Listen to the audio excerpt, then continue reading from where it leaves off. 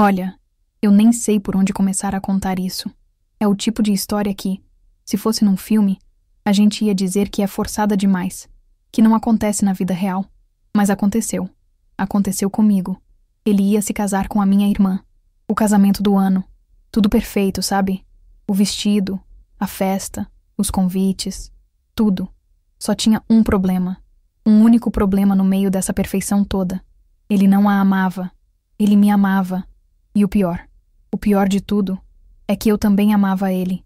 E eu precisei guardar isso, trancar isso dentro de mim, por meses, vendo os dois planejarem um futuro que, no fundo do meu coração, eu sabia que era uma mentira. E quando a verdade finalmente explodiu, ela levou tudo junto. A minha família, a minha paz, a minha relação com a única irmã que eu tenho. Meu nome é Júlia, ou melhor, pode me chamar de Júlia. Tenho 28 anos, sou ilustradora. Sempre fui a irmã quieta, sabe? A sonhadora. A que vive no mundo da lua, com meus desenhos e meus livros. Minha irmã, a Clara, ela é o oposto. Clara é um sol. Ela chega e ilumina tudo. Todo mundo ama a Clara. Ela é advogada, super bem-sucedida, confiante, engraçada. Ela sempre conseguiu tudo o que quis. Sempre. E ela queria o Lucas. E ela conseguiu o Lucas. Pelo menos por um tempo. Lucas, ele entrou na nossa vida como um furacão, amigo de um colega de trabalho da Clara. Eles se conheceram numa festa da empresa. E, olha, foi instantâneo. Pelo menos da parte dela. Eu lembro do dia em que ela chegou em casa, depois desse primeiro encontro. Os olhos dela brilhavam de um jeito. Ju, eu conheci o homem da minha vida. É sério. Dessa vez é sério. Eu sorri, claro. Eu sempre torci pela felicidade dela. Sempre. Mesmo quando a felicidade dela significava que a minha ficava um pouquinho de lado. É coisa de irmã mais nova, eu acho. A gente se acostuma a viver na sombra. Eles começaram a namorar. E era aquele namoro de comercial de margarina, sabe? Jantares, viagens, fotos perfeitas nas redes sociais. Ele parecia o príncipe encantado. Educado, inteligente, bonito, carinhoso com ela. Eu via tudo de longe. Eu morava com meus pais ainda.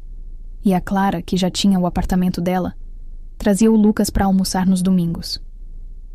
E foi num desses domingos que eu o conheci de verdade. Não foi só um "Oi, tudo bem?" Foi diferente. Eu estava no meu quarto terminando um trabalho, toda desgrenhada, de pijama. Ouvi a voz dele na sala. Uma voz grave, calma. Minha mãe me chamou para comer. Eu respirei fundo, prendi o cabelo num coque frouxo e fui. Quando eu entrei na sala de jantar, ele estava de costas, conversando com o meu pai. Clara o abraçou por trás e disse rindo: "Amor, essa é a minha irmã reclusa, a Júlia. Ju, esse é o Lucas." Ele se virou e parou. Ele me olhou, mas não foi um olhar normal. Foi um olhar que me viu, de verdade. Sabe quando alguém não olha só pro seu rosto, mas parece que enxerga sua alma? Foi assim. Durou 2 segundos, talvez 3. Mas pra mim foi uma eternidade. Eu senti meu rosto queimar. "Prazer, Júlia", ele disse. E o sorriso dele era gentil. Não era o sorriso largo das fotos. Era um sorriso pequeno, quase tímido. "Prazer", eu respondi, com a voz mais baixa que o normal. Naquele almoço, eu mal falei. Fiquei no meu canto, observando. Observando o jeito que a Clara falava sem parar, contando as vantagens do novo cargo dela, os planos da próxima viagem e o jeito que o Lucas a ouvia. Ele balançava a cabeça, sorria nos momentos certos. Mas os olhos dele pareciam distantes. E de vez em quando, eu o pegava me olhando. Era rápido, um relance, mas acontecia. Eu desviava o olhar na mesma hora, o coração batendo forte no peito. E uma vozinha na minha cabeça dizia: "Para com isso, Júlia, você está maluca." Ele é o namorado da sua irmã. E eu tentava acreditar nessa vozinha. Mas alguma coisa tinha mudado. Naquele dia, eu não sabia, mas uma semente minúscula e perigosa tinha sido plantada. E o que aconteceu algumas semanas depois, na festa de aniversário da minha mãe, foi o que regou essa semente e a fez começar a crescer. E olha, eu nunca imaginei que uma simples conversa sobre música poderia bagunçar tanto a minha vida. A festa da minha mãe foi no jardim de casa. Aquelas festas de família, sabe? Churrasco, música ambiente, todo mundo falando alto. Clara e Lucas chegaram de mãos dadas, o casal perfeito de sempre. Eu estava ajudando a servir as pessoas, tentando ser útil para não ter que socializar muito. Eu sou péssima com conversa fiada. Em um momento, a playlist que meu pai colocou começou a tocar uma banda antiga que eu amo. Uma banda que ninguém da minha idade costuma ouvir. Era um rock progressivo, cheio de solos de guitarra. Eu parei o que estava fazendo e sorri sozinha, cantarolando baixo. De repente, ouvi aquela voz grave do meu lado. Você gosta de Gênesis? Eu me virei, assustada. Era o Lucas. Ele estava parado ali, com um copo na mão, me olhando com aquele mesmo sorriso tímido do primeiro dia. Meu coração deu um pulo. Eu amo, eu disse, surpresa.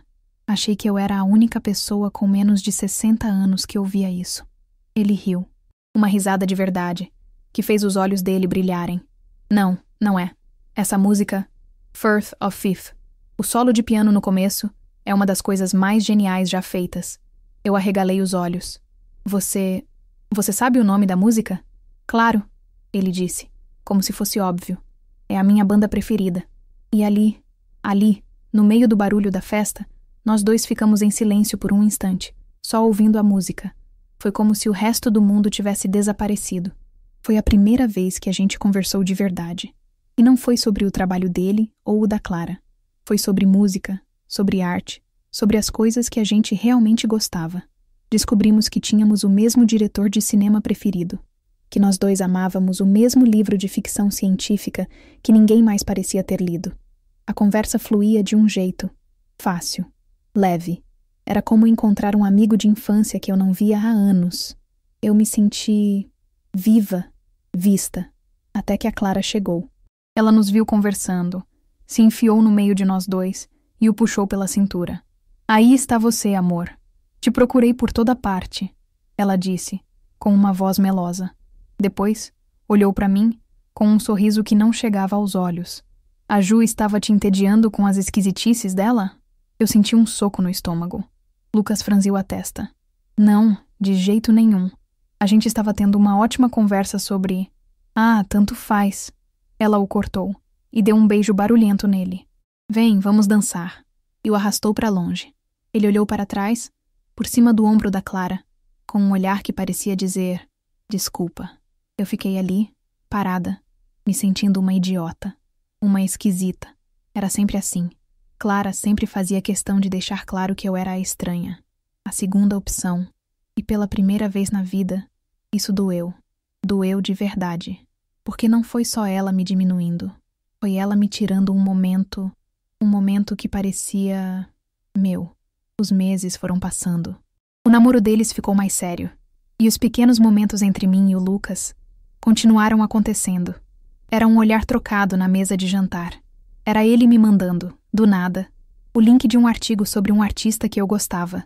Era a gente se esbarrando na cozinha durante uma reunião de família e falando por 5 minutos sobre o último episódio de uma série que só nós dois assistíamos. Coisas pequenas. Coisas que para qualquer outra pessoa não significariam nada. Mas para mim, e eu suspeitava que para ele também, significavam tudo. Era o nosso mundo secreto. Um mundo onde a gente não precisava fingir. E a culpa... a culpa era como uma sombra que me seguia para todo lado. Eu me sentia a pior pessoa do mundo. A pior irmã. Como eu podia sentir aquilo pelo namorado da Clara? Eu comecei a evitá-lo. Quando ele vinha almoçar, eu inventava uma desculpa e ficava no quarto. Se ele mandava uma mensagem, eu demorava horas para responder, com frases curtas e secas. Eu precisava matar aquilo. Pelo bem de todo mundo. E eu achei que estava conseguindo. Até o dia em que eles anunciaram o noivado. Foi no Natal. A família toda reunida. Depois da ceia, o Lucas se levantou, pegou a mão da Clara, se ajoelhou e fez o pedido. com um anel de diamante enorme. Clara chorou, gritou, pulou no colo dele. Meus pais aplaudiram emocionados. Todos estavam felizes, menos eu. Eu senti o ar faltar. Meu peito doía tanto, mas tanto, que eu precisei me segurar na cadeira para não cair. Eu sorria por fora, mas por dentro, eu estava em pedaços.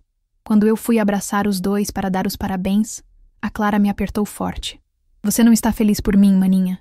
E então, eu abracei o Lucas. Foi rápido, mas no segundo em que eu o toquei, ele sussurrou no meu ouvido, tão baixo que só eu pude ouvir. Júlia, eu preciso falar com você. Meu corpo inteiro gelou. O que ele queria falar?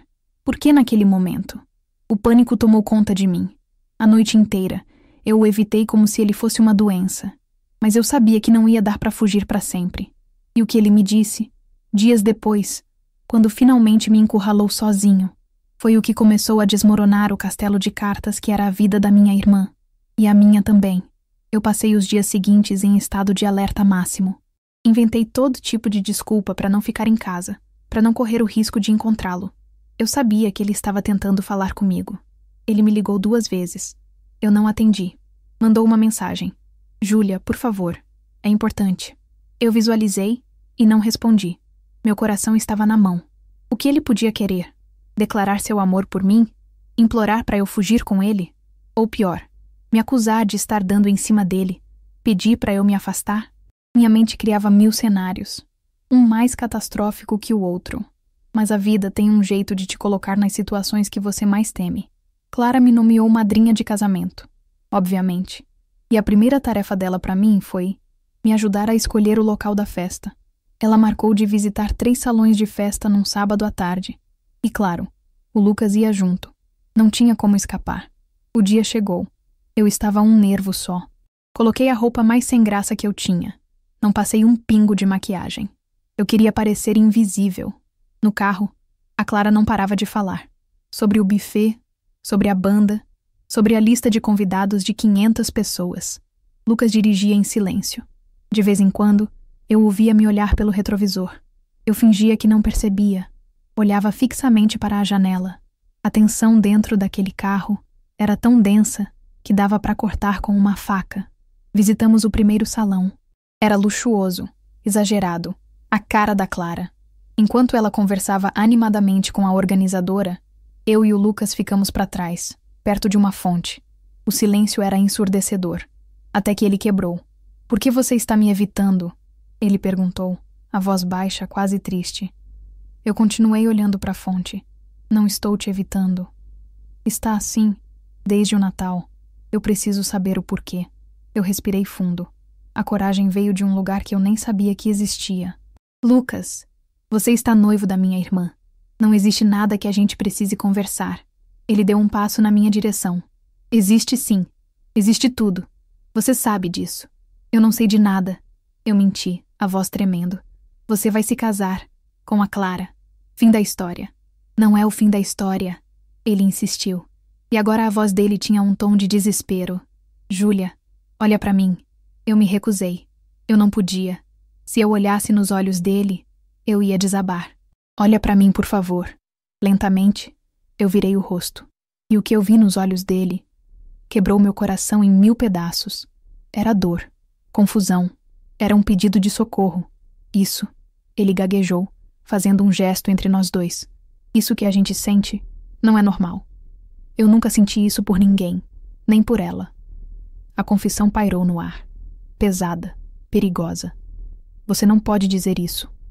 Eu sussurrei, mano, horrorizada. Você está destruindo tudo. O que eu estou destruindo? Ele questionou, a voz subindo um pouco. Uma mentira? Eu me sinto um farsante todos os dias, Júlia. Eu sorrio, eu concordo, eu planejo um casamento. E a única coisa em que eu consigo pensar é em você, no seu silêncio, no seu jeito de ver o mundo, nas nossas conversas de 5 minutos que valem mais do que dias inteiros com qualquer outra pessoa. Eu comecei a chorar, silenciosamente. As lágrimas simplesmente escorriam pelo meu rosto. Para, por favor, eu implorei. Ele deu mais um passo. Estava tão perto. Eu podia sentir o calor do corpo dele. Ele levantou a mão, como se fosse tocar meu rosto, mas hesitou. Eu não posso me casar com ela, Júlia. Aquela frase me atingiu como um raio. O quê? Eu disse, sem fôlego. Eu não a amo. Eu acho que nunca a amei de verdade. Eu gostava da ideia dela, da energia dela. Mas amor é o que eu sinto quando eu estou perto de você. É essa calma, é essa conexão. O mundo ao meu redor começou a girar. Eu me sentia tonta. Naquele exato momento, a Clara apareceu na porta do salão, sorrindo. E aí, pombinhos? Gostaram daqui? Eu amei.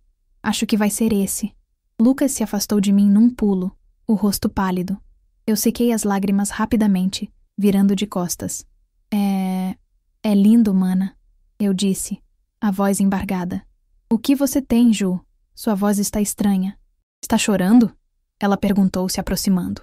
Não, é só alergia. O cheiro das flores aqui é muito forte. Eu inventei a primeira desculpa que me veio à cabeça. Clara deu de ombros, sem dar muita importância. A preocupação dela nunca durava mais de 5 segundos. Ela se virou para o Lucas e o beijou. Então, decidido, meu amor. Vamos casar aqui? Eu vi o Lucas olhar para ela. E depois, ele olhou para mim, por cima do ombro dela. O olhar dele era de pura agonia. E com a voz mais morta que eu já ouvi na vida, ele respondeu: Claro, meu amor, onde você quiser. Naquele momento, eu odiei ele. Eu odiei a fraqueza dele. Eu odiei a minha fraqueza. E mais do que tudo, eu odiei a situação em que a gente estava. Ele tinha acabado de confessar que não amava minha irmã, mas na primeira oportunidade, voltou a ser o noivo perfeito. Eu me senti usada, confusa, e foi essa mistura de raiva e dor que me fez tomar uma decisão.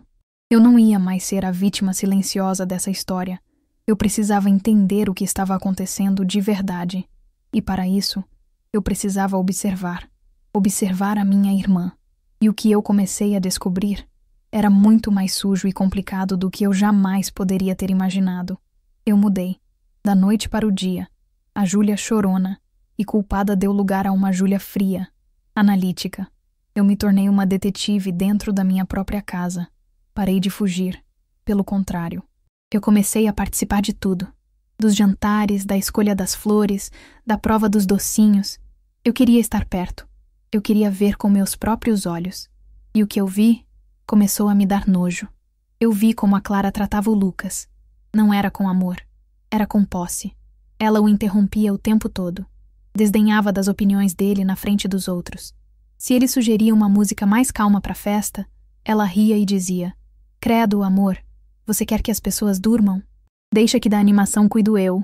Se ele elogiava um filme que eu também tinha gostado, ela revirava os olhos. Ah, não. Vocês dois com esses filmes deprimentes de novo? Ninguém merece. Ela o diminuía, pouco a pouco, em público e em particular. E o pior é que ela fazia isso com um sorriso no rosto, como se fosse uma brincadeira. Mas não era. Era cruel. E o Lucas, ele aguentava tudo, em silêncio, com aquele olhar de cachorro perdido que me partia o coração e me enchia de raiva ao mesmo tempo. Mas a grande virada, a peça que faltava no quebra-cabeça, eu descobri por puro acaso. Eu estava no meu quarto, tarde da noite, trabalhando num projeto urgente. A impressora do meu computador quebrou. Eu sabia que a Clara tinha uma impressora ótima no apartamento dela. Liguei para ela, mas ela não atendeu. Pensei: ela deve ter saído com as amigas. Vou dar um pulo lá. Pego o que preciso e volto. Eu tinha a chave do apartamento dela. Peguei o carro e fui. O prédio era silencioso. Subi, abri a porta devagarinho. Clara? Chamei baixo. Nenhuma resposta. Fui direto para o escritório dela. O notebook dela estava aberto em cima da mesa, a tela acesa. Eu conectei meu pendrive na impressora e, enquanto os documentos imprimiam, meus olhos, sem querer, foram atraídos para a tela do notebook. Era uma conversa de WhatsApp aberta. Com a melhor amiga dela, a Camila. Eu sei. É errado ler a conversa dos outros. Mas eu não consegui evitar. Era como se uma força magnética me puxasse. E o que eu li fez meu sangue gelar. Camila. Amiga, VC tem certeza disso? Casar com o Lucas sentindo o que VC sente pelo André? André? Que André? Eu nunca tinha ouvido esse nome. Continuei lendo, o coração batendo na garganta. Clara. Certeza absoluta. O Lucas me dá segurança, estabilidade. O sobrenome da família dele abre qualquer porta nessa cidade. O André é um artista sem futuro, uma aventura. Foi bom enquanto durou, mas eu não sou idiota. Camila. Mas você não ama o Lucas, Clara? Vê que mesma me disse. Clara. E quem disse que casamento é sobre amor? Casamento é um contrato. É sobre parceria. Eu gosto do Lucas. Ele é bom pra mim. Faz tudo o que eu quero. É o marido perfeito no papel. O amor a gente encontra em outros lugares, se precisar. Eu precisei me sentar. Minhas pernas ficaram bambas. Então era isso. Era tudo uma farsa. Um negócio. Mas a pior parte ainda estava por vir. Rolei a conversa um pouco mais pra cima. Camila. E essa história da sua irmã? Vê se acha mesmo que tá rolando alguma coisa entre ela e o Lucas? Clara. Ah, por favor. A Júlia? Ela não tem capacidade nem de pedir um café sem gaguejar. Mas quer saber? É até bom que ela fique de olhares com ele. O Lucas se sente culpado por ter essa conexão com a esquisitona. E a culpa o torna ainda mais dócil. Ele se esforça o dobro para me agradar, para provar que é um bom noivo. A tonta da minha irmã está sendo a ferramenta perfeita para manter ele na rédea curta. Ela acha que tá sofrendo por amor, coitada. Mal sabe ela que tá trabalhando para mim. Eu li, e reli, e li de novo. Não conseguia acreditar. A náusea subiu pela minha garganta. Eu corri para o banheiro e vomitei. Tudo fez sentido. A crueldade velada. Os comentários depreciativos. A forma como ela me usava para manipular o Lucas. Eu não era uma ameaça. Eu era uma peça no jogo dela. Uma peça que ela considerava patética e inofensiva. A dor que eu senti foi indescritível. Era uma mistura de humilhação, raiva, tristeza. Fui traída pela minha própria irmã de uma forma que eu nunca pensei ser possível. Peguei minhas folhas impressas, saí daquele apartamento e, enquanto dirigia de volta para casa, as lágrimas escorriam sem parar. Mas não eram mais lágrimas de tristeza. Eram lágrimas de ódio. Ela não ia se casar com ele. Eu não ia permitir. O jogo tinha virado. Ela achava que eu era um peão, mas eu ia me tornar a rainha. E eu ia dar o xeque-mate. Naquela noite eu não dormi. Eu passei a madrugada inteira pensando. O choque inicial deu lugar a uma frieza que eu nunca tinha sentido na vida. Ela me usou, me humilhou, brincou com os meus sentimentos e com os sentimentos do Lucas como se fôssemos marionetes. Mas o show de marionetes tinha acabado. Eu tinha a faca e o queijo na mão. E eu sabia exatamente quando e como eu ia usar. O plano que eu bolei era arriscado. Era cruel. E ia explodir a minha família. Mas era a única saída. E tudo ia acontecer na festa de noivado oficial deles. Dali a 2 semanas. As 2 semanas seguintes foram as mais longas e tensas da minha vida. Eu agi normalmente. Ou melhor, a minha versão de normal. Continuei quieta, observadora. Ajudei a Clara com os últimos preparativos da festa de noivado, que seria uma recepção enorme na casa dos pais do Lucas. Por dentro, eu era um vulcão prestes a entrar em erupção. Meu plano era simples e cruel. Eu não ia simplesmente contar a verdade para o Lucas. Por quê? Porque eu o conhecia. Ele era bom demais. Culpado demais. Se eu contasse, ele confrontaria a Clara. Ela se faria de vítima. Choraria. Negaria tudo. Diria que eu estava inventando por ciúmes. E ele, no final, acabaria acreditando nela. Ou pelo menos ficaria na dúvida. E a dúvida não era suficiente. Eu precisava que ele ouvisse da boca dela. A festa de noivado era o palco perfeito. 2 dias antes da festa, eu coloquei a primeira parte do meu plano em ação. Eu precisava do tal André. Eu não sabia quem ele era, nem como encontrá-lo. Mas a Clara sabia. Criei uma conta falsa de e-mail, algo genérico, e enviei uma mensagem para o e-mail pessoal da Clara. O assunto era: sinto sua falta. E o corpo do e-mail dizia apenas: não consigo parar de pensar em você, na gente. Precisamos conversar. Me encontre na festa de noivado. Estarei lá. Ah, curto, misterioso, irresistível para alguém como a Clara. Eu não sabia se ia funcionar, mas conhecendo a arrogância dela, a necessidade dela de se sentir desejada, eu tinha uma boa chance. O dia da festa chegou. Eu estava um nervo só, mas minha expressão era serena. Coloquei um vestido simples, mas elegante. Me maquiei com cuidado. Pela primeira vez em muito tempo, eu me senti bonita, poderosa. A festa estava deslumbrante, na beira da piscina da mansão dos pais dele. Garçons servindo champanhe, uma banda de jazz tocando ao fundo. Todo mundo rico e importante da cidade estava lá. Clara era a rainha da noite. O vestido dela brilhava, o sorriso era largo. Ela circulava pelo salão, de mãos dadas com o Lucas, recebendo os cumprimentos. Lucas parecia um fantasma. O sorriso dele não chegava aos olhos. Toda vez que ele achava que ninguém estava olhando, a expressão dele se tornava sombria, e os olhos dele procuravam pelos meus. Eu o evitei. Não era a hora. Eu precisava encontrar um lugar estratégico. E encontrei.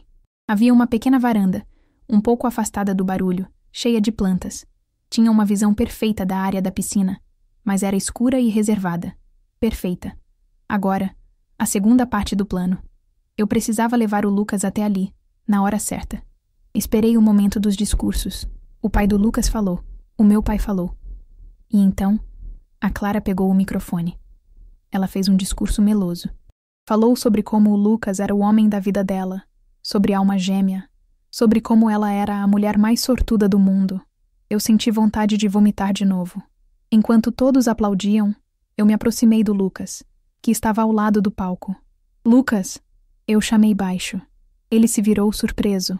Júlia, preciso te mostrar uma coisa, eu disse, a voz firme. É sobre o presente de noivado de vocês. Me encontra na varanda dos fundos em 5 minutos. Sozinho.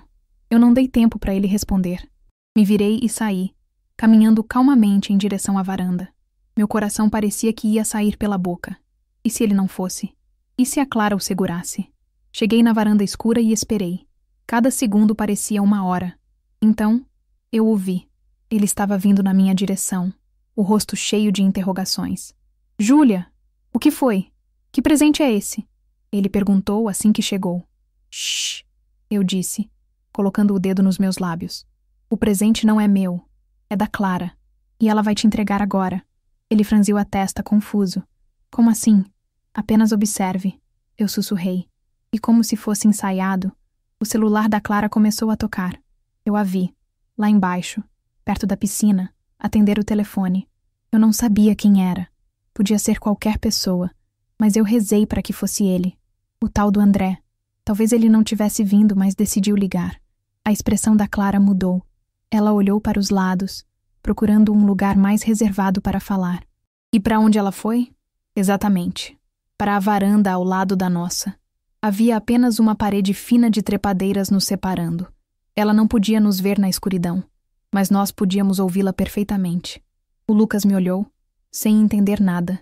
Eu apenas fiz um sinal para que ele ficasse em silêncio e ouvisse. A voz da Clara soou, baixa e irritada. André, você está maluco de me ligar? Eu disse para você vir. O coração do Lucas deu um pulo. Eu vi. Ele olhou para mim, os olhos arregalados. A confusão no rosto dele começou a se transformar em horror. Clara continuou, sem saber que tinha uma plateia. Não, eu não posso sair daqui agora. É a minha festa de noivado, caso você não se lembre. Não, eu não estou feliz. Quer dizer, estou, mas é complicado. Houve uma pausa. Ela estava ouvindo o que o tal André dizia do outro lado. Para de falar isso. Você sabe que o que a gente teve foi especial, mas não tem futuro. Outra pausa. Não, eu não o amo como eu amei você. Eu já te expliquei. O Lucas é seguro. Ele é um bom homem. É o que eu preciso agora. É uma escolha racional. Eu olhei para o Lucas. Ele estava branco como papel. A mão dele tremia. Ele se apoiou na parede para não cair. A dor no rosto dele era a coisa mais terrível que eu já tinha visto. Era a dor da traição pura, da humilhação. Mas a Clara não tinha terminado. A facada final ainda estava por vir. Ah, para de drama, André. O que os olhos não veem, o coração não sente, ele nunca vai saber. Ele é tão ingênuo, tão fácil de levar. E com a irmãzinha dele por perto, agindo como uma alma penada apaixonada, ele fica ainda mais fácil de controlar. Ele se sente tão culpado que faz tudo o que eu mando. É perfeito. Foi isso. O fim. Lucas fechou os olhos com força. Uma lágrima solitária escorreu pelo rosto dele. Clara desligou o telefone e, alguns segundos depois, voltou para a festa, com o mesmo sorriso falso no rosto, como se nada tivesse acontecido. Lucas abriu os olhos. E o olhar dele não era mais de dor, era de fúria. Uma fúria fria, cortante. Ele olhou para mim e não disse nada. Apenas assentiu com a cabeça, como se dissesse obrigado. E então, ele se virou e caminhou para fora da varanda. De volta para a luz. De volta para a festa. Eu fiquei ali, na sombra, tremendo. Eu sabia o que ia acontecer. O acerto de contas estava prestes a começar. Ele caminhou de volta para a festa como um homem indo para a sua própria execução, ou para a execução de outra pessoa. Eu o segui, mantendo uma distância segura. O que ele ia fazer? Um escândalo na frente de todo mundo? Confrontá-la em particular? Eu não sabia. Mas o silêncio dele era mais assustador do que qualquer grito. E o que ele fez em seguida chocou a todos. E mudou o rumo daquela noite, e de todas as nossas vidas, para sempre. Lucas não foi direto até a Clara. Ele caminhou, com uma calma assustadora, até o microfone que ainda estava no pequeno palco. A banda de jazz, percebendo o movimento, parou de tocar. Um silêncio estranho começou a cair sobre a festa. As pessoas se viraram para ver o que estava acontecendo. Eu vi a Clara olhar para ele, confusa, com um sorriso forçado. Amor? O que foi? Esqueceu de agradecer a alguém? Lucas pegou o microfone do pedestal. Ele segurou com as 2 mãos. Por um segundo, eu achei que ele não ia conseguir falar. Ele respirou fundo e olhou diretamente para a Clara. Eu queria aproveitar que todos os nossos amigos e familiares estão aqui para dizer uma coisa importante. A voz dele era baixa, mas o microfone a projetava por todo o ambiente. Estava firme, gélida. Hoje nós estamos celebrando o nosso noivado, o início de uma vida juntos. Uma vida baseada em parceria, em escolhas racionais. Ele usou as palavras dela. Clara parou de sorrir. A cor sumiu do rosto dela. Ela sabia que ele tinha ouvido. Eu aprendi hoje, ele continuou, os olhos fixos nela, que o amor, às vezes, não é o mais importante num casamento. O importante é ter segurança, estabilidade, um bom sobrenome. Os convidados começaram a cochichar. Meus pais me olharam, sem entender nada. Eu permaneci imóvel. Eu também aprendi que a culpa é uma ferramenta de controle muito eficaz, e que uma irmã esquisitona e apaixonada pode ser muito útil para manter um homem na rédea curta. O queixo da Clara caiu. O pânico tomou conta dos olhos dela. Ela deu um passo à frente, como se fosse impedi-lo. Lucas, para.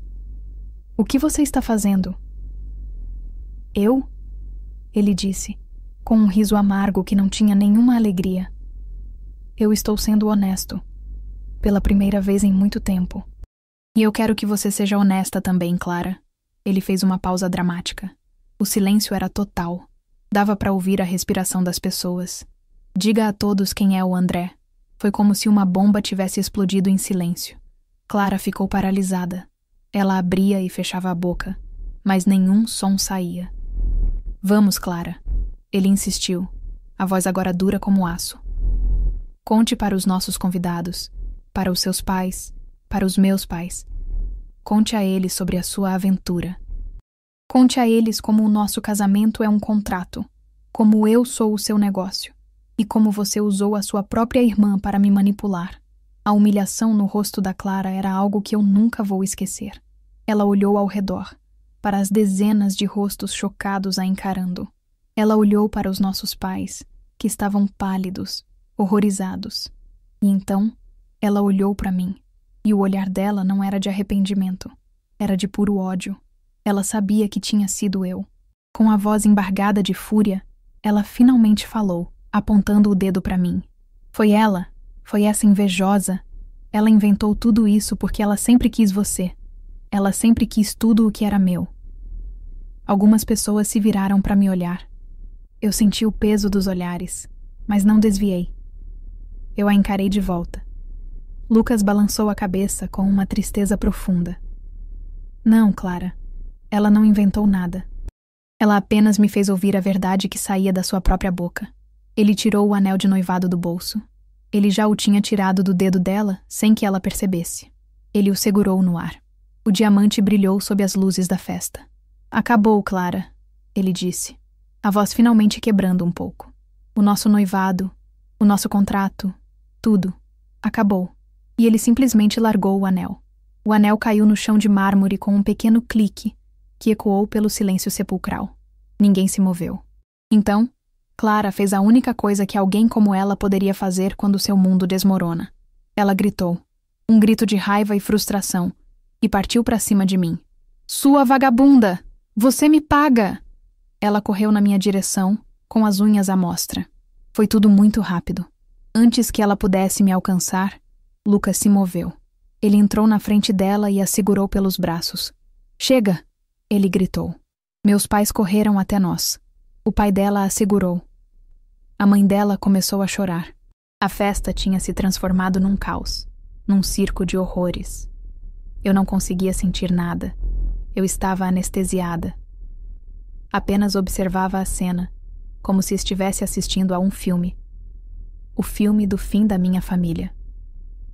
O que aconteceu depois foi um borrão. Os pais do Lucas, mortificados, pediram desculpas aos convidados e encerraram a festa. Minha mãe tentava acalmar meu pai, que gritava com a Clara. Clara, por sua vez, chorava e me xingava, dizendo que eu tinha arruinado a vida dela. Eu não disse uma palavra. Lucas me pegou pelo braço. Vem, vamos sair daqui. Ele me guiou pelo meio da confusão, me colocou no carro dele e dirigiu para longe daquela casa. Nós não falamos nada por um longo tempo. Ele apenas dirigia, sem rumo, pelas ruas vazias da cidade. Eu olhava pela janela. A anestesia estava passando, e a dor começava a chegar. Uma dor profunda, por tudo. Pela traição, pela briga, pela ruptura. Finalmente, ele parou o carro num mirante, com vista para as luzes da cidade. Ele desligou o motor e o silêncio voltou. Você está bem? Ele perguntou, a voz rouca. Eu balancei a cabeça. Não. Eu sinto muito, Júlia, ele disse olhando para as próprias mãos no volante. Sinto muito por ter te colocado no meio disso. Sinto muito por ter sido um covarde por tanto tempo. Eu também sinto muito, eu respondi, a voz fraca. Nós ficamos em silêncio de novo. E então, eu precisei perguntar. O que vai acontecer agora? Ele se virou para mim. Os olhos dele estavam vermelhos, mas o olhar era claro. Agora, eu vou começar a viver a minha vida de verdade, sem mentiras, sem contratos. Ele fez uma pausa e respirou fundo. Júlia, tudo o que eu disse para você, sobre o que eu sinto, era verdade, cada palavra. Eu sei que o momento é o pior possível. Eu sei que tudo está um caos. Mas eu preciso te dizer isso. Eu te amo. Eu acho que eu sempre te amei. Desde o primeiro dia, naquele almoço de domingo. Eu só não sabia o que era, ou não tive coragem de admitir. Meu coração, que eu achava que estava em pedaços, começou a bater de novo. Forte. Lucas, a gente destruiu a minha família hoje. Eu sussurrei. Não, ele disse, firme. Nós não destruímos nada. A mentira destruiu. A gente só acendeu a luz. Ele estendeu a mão e com muita delicadeza tocou meu rosto. O toque dele era quente. Era real. Eu não vou te pedir nada agora, ele disse. Você precisa do seu tempo. Eu preciso do meu. Tem muita coisa para resolver. Muita dor para curar. Mas eu quero que você saiba. Eu vou esperar por você. O tempo que for preciso. E pela primeira vez, eu não senti culpa. Eu não senti medo. Eu senti esperança. Os meses seguintes foram difíceis. Muito difíceis. Eu saí da casa dos meus pais. Não dava mais para ficar lá. Meu pai não falava comigo. Minha mãe tentava ser uma ponte, mas era complicado. Clara se recusava a me ver ou falar comigo. Soube que ela tirou umas férias longas. Viajou para longe. Acho que ela precisava fugir de tudo. E de todos. Lucas e eu não nos vimos por um tempo. Nós nos falávamos por mensagem, às vezes por telefone. Eram conversas sobre o dia a dia, sobre como estávamos nos sentindo. Eram conversas que curavam. Nós estávamos cada um no seu canto, juntando os nossos cacos. Até que, uns 3 meses depois, ele me chamou para sair. Nada demais, ele disse. Só um café. Pra gente conversar. Olho no olho. Eu aceitei. Nós nos encontramos numa cafeteria pequena, no centro da cidade, longe dos lugares que a gente costumava frequentar. Quando eu o vi, meu coração deu aquele mesmo pulo da primeira vez. Ele parecia mais leve. O olhar triste tinha sumido. E nós conversamos. Por horas. Sobre tudo. Sobre o passado. Sobre o futuro. Sobre nossos medos e nossos sonhos. Foi como naquela primeira conversa, na festa da minha mãe. Fácil. Leve. No final, quando ele me levou até meu carro, ele parou na minha frente. Júlia, ele começou. E eu vi o nervosismo no olhar dele. Eu sei que ainda é cedo. E que a nossa história é a mais bagunçada do mundo. Mas eu não quero mais esperar. Eu não quero mais perder tempo com mentiras ou com medo. Ele pegou minhas 2 mãos. Você quer tentar? De verdade? Só eu e você. Sem fantasmas. Sem segredos. Ele não estava me pedindo em casamento. Ele não estava me oferecendo um anel. Ele estava me oferecendo um começo. Um começo honesto. E eu disse sim. Hoje, já faz 1 ano que estamos juntos. É fácil? Não, não é. Minha relação com a minha família ainda está se reconstruindo. Meu pai já fala comigo, mas ainda existe uma mágoa. Minha mãe tenta fazer a gente se reaproximar. Mas a Clara ainda não me perdoou. E eu não sei se um dia vai perdoar. Às vezes a culpa bate na minha porta. Eu penso se não havia outro jeito. Um jeito menos doloroso de resolver tudo aquilo. Mas aí, eu olho para o Lucas. Eu olho para a nossa vida. A nossa calma. A nossa parceria, que é de verdade. O jeito como ele me olha, como se eu fosse a única pessoa no mundo. E eu sei que fiz a coisa certa. Por mim e por ele. Viver uma mentira corrói a alma, a nossa e a dos outros. Às vezes, a verdade precisa de uma explosão para poder nascer. E a nossa verdade, mesmo nascendo do caos, é a coisa mais bonita e real que eu já tive. Mas agora, eu quero saber de você. Eu sei que a minha história é um furacão. É complicada. Tem gente que vai me chamar de traidora, de egoísta.